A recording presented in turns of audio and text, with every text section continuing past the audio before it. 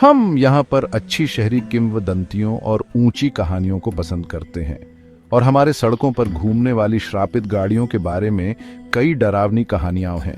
तो लाइट्स बंद कर दो और अपने टॉर्च निकाल लो। हम इन प्रेतात्माओं वाली गाड़ियों के सबसे दिलचस्प किस्से सुनाने जा रहे हैं। जेम्स डीन की पोर्शे 550 स्पाइडर दी लिटिल बेस्टर्ड। 1955 में एक कार दुर्घटना में जेम्स डीन की मौत के समय 24 साल के जेम्स डीन ने केवल 3 फिल्मों में अभिनय किया था। केवल पहली ईस्ट ऑफ एडेन उनके जीवन काल में रिलीज हुई थी। इतनी प्रतिभाशाली हस्ती की दुखद मौत ने उन्हें एक प्रतीक बना दिया। स्वाभाविक था कि लोग मानने लगे कि इस घटनाक्रम में एक शक्तिशाली श्राप शामिल है और यह श्राप उस चांदी की पोर्शे 550 स्पाइडर के इर्द गिर्द घूमता था जिसे डीन ने लिटिल बेस्टर्ड नाम दिया था। कार से आने वाले बुरे संकेत दुर्घटना से 1 सप्ताह पहले ही शुरू हो गए थे। एलेक गिन्नेस ने जब उस कार से मिलकर एक अनजानी चिंता का अनुभव किया और अपने दोस्त को इसे न चलाने के लिए कहा, लेकिन डीन की मौत के बाद जो हुआ उसने इसे अलौकिक कहानियों में स्थायी रूप से स्थापित कर दिया। कहानी यह है कि लिटिल बेस्टर्ड के मलबे को एक सेल्वेज यार्ड से खरीदा गया और इसके पुर्जे निकाल लिए गए। इसका ट्रांसमिशन, इंजन और सस्पेंशन 2 अलग-अलग रेसिंग कारों में लगा दिए गए। दोनों दुर्घटनाग्रस्त हो गई। एक में तो मौत भी हुई। समय के साथ रहस्यमय दुर्घटनाएं होती रहीं। एक शोमैन ने कार खरीदी और इसे फिर से जोड़ने की कसम खाई। कथित तौर पर स्पाइडर ने भंडारण में आग पकड़ ली। एक बाईस्टैंडर की कूल्हे की हड्डी तोड़ दी जब यह प्रदर्शन से गिर गई और इसे ले जा रहे ड्राइवर को कुचल दिया। कहानियां यहीं खत्म हो जाती हैं क्योंकि 1960 में ये मियामी से एलए जाते समय चोरी हो गई। कौन जानता है लिटिल बेस्टर्ड कहां गया? Golden Eagle 1964 Dodge 330 limited edition. इसे अमेरिका की सबसे बुरी कार के नाम से जाना जाता है। गोल्डन ईगल उस संख्या के लिए प्रसिद्ध है जितने लोगों की यह कथित तौर पर जान ले चुकी है। इसे ओल्ड ऑर्चर्ड बीच, मेन में पुलिस बल के लिए खरीदा गया था, लेकिन इसे केवल 3 अधिकारियों ने चलाया। क्यों? कहा जाता है कि उन तीनों के ड्राइवरों ने अपने परिवारों को मारकर खुदकुशी कर ली। इसे गलाने और इसके अवशेषों को नमक करने के बजाय ओल्ड ऑर्चर्ड पुलिस फोर्स ने इसे बेच दिया। यह एक परिवार के हाथों में चला गया जिसे गोल्डन ईगल ने वास्तव में पसंद किया। उनके साथ कुछ बुरा नहीं हुआ। हालांकि उन वंडल्स के साथ जो उस समय कार को निशाना बनाना चाहते थे, कहानी अलग थी।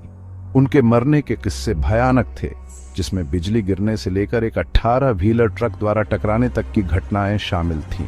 2010 तक मौतों की संख्या कथित तौर पर 14 तक पहुंच गई, सभी चोटों को छोड़कर, जिनकी संख्या भी बहुत थी। इसके बाद एक स्थानीय चर्च समूह ने कार को लिया, इसे नष्ट करने और इसके टुकड़े दूर भेजने का निर्णय लिया। उस कार की मालिक महिला को अपनी प्रिय कार के चोरी और नष्ट होने से दुख हुआ। उसने उन टुकड़ों को खोजकर फिर से बनाने की कोशिश की। उसका कहना है कि यह एक बढ़िया कार है, सिवाय इसके कि हाईवे पर चलाते समय दरवाजे अपने आप खुल जाते हैं। नंबर 7, बस। यह एक दिलचस्प मामला है। अन्य वस्तुओं के विपरीत इसका श्राप उन वाहनों और ड्राइवरों पर केंद्रित लगता है जो इसके संपर्क में आते हैं। यह कहानी 1930 के दशक में शुरू होती है, जब एक लंदन का व्यक्ति रात में एक खाली सड़क पर ड्राइव कर रहा था। वह कैम्ब्रिज गार्डन्स और लैडब्रोक ग्रोव के चौराहे पर पहुंचा जब अचानक एक डबल डेकर बस कहीं से सामने आ गई। उसने बस से बचने के लिए स्टीयरिंग मोड़ा और एक पेड़ से जोरदार टकरा गया। बाद में जब अधिकारियों ने जांच की कि उस दुर्घटना में कौन सी बस मार्ग पर थी, तो उन्हें पता चला कि पूरे क्षेत्र में कोई बस निर्धारित नहीं थी। गवाहों का कहना है कि दुर्घटना के बाद वह लाल बस गायब हो गई, लेकिन यह आखिरी बार नहीं था जब वेस्ट लंदन ने उस बस को देखा। अगले कुछ दशकों में दुर्घटनाएं और मौतें बढ़ती रहीं। गवाह हर बार यही कहते थे, यह एक लाल बस थी जिसकी सारी लाइटें जल रही थीं और इसमें कोई भी नहीं था, न ड्राइवर। अंततः अधिकारियों ने तय किया कि दशकों से हर रात उसी समय उसी स्थान पर होने वाली दुर्घटनाएं केवल शराबियों का बहाना नहीं हो सकती। 90 के दशक में सड़कें चौड़ी और सुधारित की गई, लैंप लगाए गए ताकि दृश्यता बढ़ सके, और उसके बाद से नंबर 7 बस को कभी नहीं देखा गया। आर्चड्यूक फ्रांस फर्डिनेंड और उनकी पत्नी डचेस सोफी ओन ऑफ होहेनबुर्ग की हत्या एक बहुत ही दुखद घटना थी, जिसने अंततः विश्व युद्ध एक को जन्म दिया और लाखों लोगों की जानें ली।